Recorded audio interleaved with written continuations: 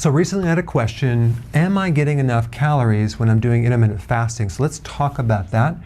Well, the first point I want to bring up is it's not really about the calories per se, it's about the nutrients in the calories, so we want to focus on that. But it does take a certain amount of calories. It takes at least 900 calories to get these nutrients, okay? Now, the higher the amount of nutrients in the foods, the less you will need. So if we were to compare kale, for example, to iceberg lettuce, it's about 10 times the nutrition. You would have to consume 10 times the amount of iceberg lettuce to get the same nutrition from kale. An egg, a pasture-raised organic egg versus a chicken breast without skin, hands down, the egg just has so much more nutrition and vitamins and nutrients, but chicken doesn't have a lot of nutrients other than some protein. Hot dog versus wild-caught salmon, right? Wild-caught salmon has a lot of omega-3. Hot dogs, last time I checked, doesn't have a lot of omega-3. A pecan is much healthier than a peanut, okay?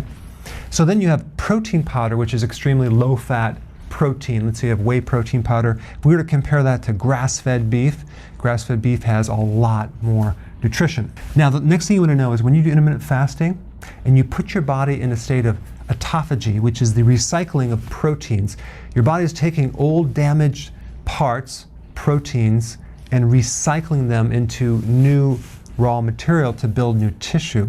So your need for amino acids go way down. Your need for fatty acids are not near what it would be like if you were doing 3 or 4 meals a day, because your body is retaining these nutrients, it's recycling them. Not only that, but autophagy will help the retention of nutrients, vitamins and minerals. So those RDAs or those requirements are much less. So I would just say watch out for any nutritional deficiencies that you might run up against, like let's say your hair starts falling out, or you feel tired, or your nails are brittle. Then we know you need more nutrients. Let's talk about 1 meal a day, okay? So people have a lot of questions about this. If you're gonna do 1 meal a day, do you have to multiply the 3 to 6 ounces of protein times 3 and have like 12 to 18 ounces of protein with that meal? That's going to be really hard to consume that. No, you don't, because you're in autophagy and you're going to conserve protein, you're going to conserve fatty acids. So 8 ounces of protein, 7 ounces of protein, 9 ounces of protein is totally fine. You're not going to need as much.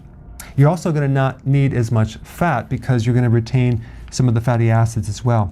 As far as vegetables go, I mean, if you can consume a very large 10 cups of salad, that would be great, but maybe you can get away with 7 cups, especially if you're not used to eating those amounts.